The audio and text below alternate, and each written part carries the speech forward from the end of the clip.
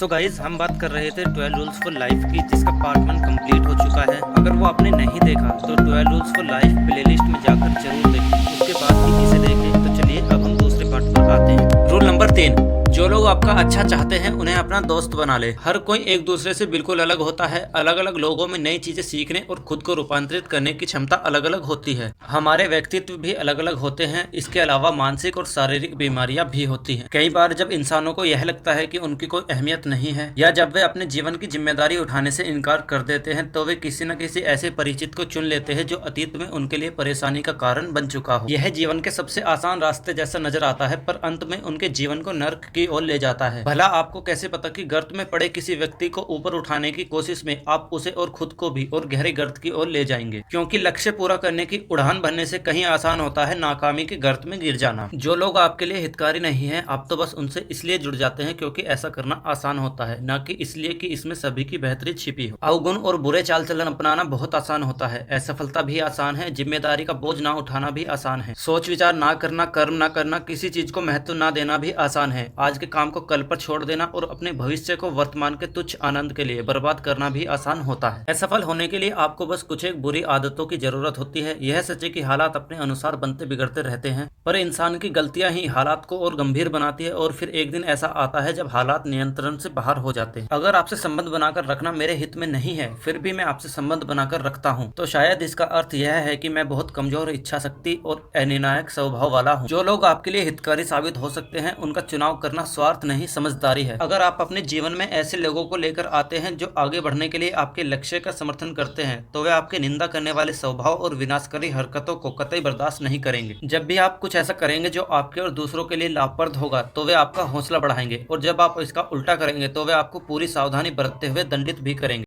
इस भुलावे में मत रहिए कि हितकारी लोगों को अपने जीवन में लाना बुरे और अहितकारी लोगों को अपने जीवन में लाने से ज्यादा आसान है। ऐसा बिल्कुल नहीं है। एक अच्छा और स्वस्थ समझ वाला इंसान आदर्श व्यक्ति होता है। ऐसे इंसान के साथ बराबरी से खड़े होने के लिए हिम्मत और साहस की जरूरत पड़ती है। इसलिए अपने अंदर विनम्रता लाएं और जरा साहस दिखाएं। अपनी निर्णय क्षमता का इस्तेमाल करें और खुद को अविवेकपूर्ण करुणा और दया से बचाएं। रूल नंबर 4, अपनी तुलना अपने पिछले कल से करें, ना कि दूसरों से। आप फिलहाल जो भी कर रहे हैं, अगर वह आपको सारे उपलब्ध विकल्पों में सर्वश्रेष्ठ ना लगा होता, तो फिलहाल आप वह कर ही नहीं रहे होते। आभार सचमुच काम आने वाली चीज है। यह आपको खुद को पीड़ित मानने और द्वेषपूर्ण बनने से बचाती है। जब क्रूरता हो रही हो तो मौन रहना और टकराव से बचना अपेक्षाकृत आसान होता है, पर दीर्घकालीन रूप से यह घातक साबित होता है। अगर आपके पास कहने के लिए कुछ है और फिर भी आप मौन हैं, तो दरअसल यह झूठ बोलने के बराबर है, और क्रूरता को झूठ से ताकत मिलती है। आपको तय करना होगा कि किस चीज पर कितना समय खर्च करना है। आप किसी चीज पर निशाना साधे बिना या अपनी मंजिल तय किए बिना अपने रास्ते पर सावधानी से आगे नहीं बढ़ सकते। भविष्य भी अतीत जैसा ही है, पर दोनों में एक महत्वपूर्ण फर्क है। अगर यह तय कर लिया जाए कि भविष्य को किस हद तक बेहतर बनाना है, तो सिर्फ एक दिन में भी उस हद के करीब पहुंचा जा सकता है, और वह भी सिर्फ कम काम करके। आपकी अधिकांश खुशी दरअसल आपकी उम्मीद से बनी होती है, भले ही वह उम्मीद जिस अधोलोक में पैदा हुई हो, वह कितनी भी अंधेरी गहराई में स्थित हो। बड़े टारगेट को छोटे छोटे टारगेट में तोड़ दीजिए। आपकी सीमित योग्यता, छल करने की प्रवृत्ति, दूसरों के प्रति नफरत का मानसिक बोझ और जिम्मेदारियों से जी चुराने की आदत को देखते हुए आप अपने कंधों पर बहुत बड़े लक्ष्य को पूरा करने की जिम्मेदारी नहीं लेना चाहेंगे। इस संसार की बेहद प्रभावी जटिलताओं से आप निपटते हैं। आप उन्हें अनदेखा कर देते हैं और उन चीजों की ओर ध्यान केंद्रित रखते हैं जो आपके लिए महत्वपूर्ण है। और ऐसा होना भी चाहिए, क्योंकि संसार में ऐसा बहुत कुछ है जो आपके काम का नहीं है। आपको अपने सीमित संसाधनों को संभाल कर रखना चाहिए। देखने का कार्य बहुत कठिन होता है, इसलिए आपको खुद ही तय करना होगा कि क्या देखना है और क्या नहीं।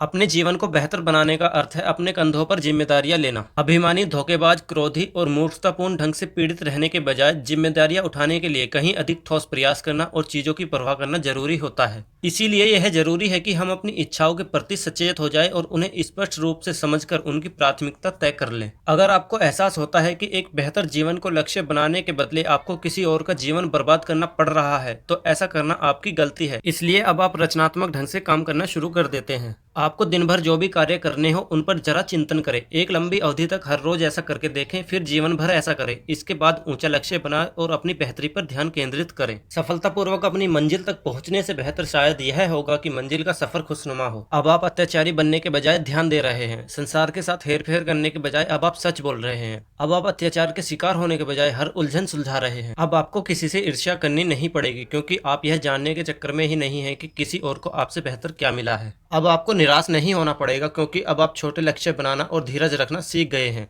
आप यह खोज रहे हैं कि आप कौन हैं, क्या चाहते हैं और क्या करने को तैयार हैं। अब आपको इस बात की ज़्यादा फिक्र नहीं है कि लोग क्या कर रहे हैं, क्योंकि आपके पास खुद करने के लिए बहुत कुछ है। तो अपनी तुलना अपने पिछले कल से करें, ना कि दूसरों से।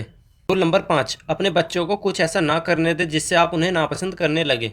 आमतौर पर इंसानों में आत्मनियंत्रण की क्षमता उतनी अधिक नहीं होती जितनी मानी जाती है। अन्य इंसानों की तरह बच्चों के अंदर भी सिर्फ अच्छाइयाँ नहीं होती, इसलिए उन्हें बेहतरीन इंसान बनाने के लिए यूं ही समाज में अछूता नहीं छोड़ा जा सकता। बच्चों को सही जानकारी देना और उनके व्यक्तित्व को आकार देना जरूरी होता है, वरना वे अपने जीवन में कामयाब नहीं हो पाते। मानसिक या शारीरिक हरासमेंट से बच्चों को भावनात्मक रूप से जितना नुकसान पहुंचता है, उतना ही या उससे भी अधिक नुकसान उन्हें तब पहुंचता है जब उन पर ठीक से ध्यान नहीं दिया जाता। बच्चे अपने आसपास के लोगों पर पहला प्रहार करते हैं, क्योंकि इंसानों में आक्रामकता जन्मजात होती है। अगर आप किसी से कोई काम करवाना चाहते हैं, तो जब वह उस काम को कर दे तो उसके लिए उसे शाबाशी या पुरस्कार जरूर दे। ऐसा नहीं है कि बच्चे को शाबाशी या पुरस्कार देने के साथ साथ अनुशासित करना संभव ही नहीं है। अगर बच्चों के व्यवहार को सुधारना और बेहतर बनाना जरूरी नहीं होता, तो मैच्योर होने से पहले उनके प्राकृतिक विकास की समय अवधि इतनी लंबी नहीं होती। कई बार बच्चे जरूरत से ज्यादा सुरक्षा के कारण ही नाकामी, एंजाइटी या बड़ी चुनौतियों का सामना नहीं कर पाते। ऐसा इसलिए होता है क्योंकि उनके जरूरत से ज्यादा सुरक्षित बचपन के चलते नाकामी और एंजाइटी जैसी चीज़ों के बारे में उनके अंदर कोई समझ विकसित नहीं हुई होती, और ना ही उन्हें यह पता होता कि इनसे कैसे निपटा जाए। अगर किसी समाज की हायरार्की केवल शक्ति पर आधारित है, ना कि उस क्षमता पर जो महत्वपूर्ण और कठिन कार्यों को पूरा करने के लिए जरूरी है, तो उस समाज के पतन का खतरा निरंतर बना रहेगा। जो बच्चे समाज में अच्छी तरह घुल मिल नहीं पाते, उनका जीवन कठिन हो जाता है। नियम कायदों को सीमित रखें। इन नियमों को लागू करने के लिए कम से कम बल का उपयोग करें। अपने बच्चे के बारे में आपको जो भी बातें पसंद या नापसंद है, उन पर अपने जीवन साथी से चर्चा जरूर करें। बस यह जाहिर करने से ना घबराएं कि आपको अपने बच्चे की कौन सी चीजें पसंद और कौन सी चीजें नापसंद है। एक बच्चा जो अपना ध्यान इधर उधर भटकाने के बजाय एक जगह केंद्रित कर सकता है, जो खेलता कूदता है और रोता धोता नहीं है, जो हंसी मजाक करता है और खींच नहीं दिलाता और साथ ही भरोसेमंद भी है, वह बच्चा कहीं भी जाए आसानी से उसके दोस्त बनेंगे, उसके टीचर्स उसे पसंद करेंगे और साथ ही उसके माता पिता भी। वह बच्चा किसी को माफ न करने वाले इस शत्रुतापूर्ण संसार में भी खूब तरक्की करेगा। स्पष्ट नियमों के पालन से बच्चों में सुरक्षा भाव विकसित होता है और माता पिता का व्यवहार तर्कसंगत रहता है।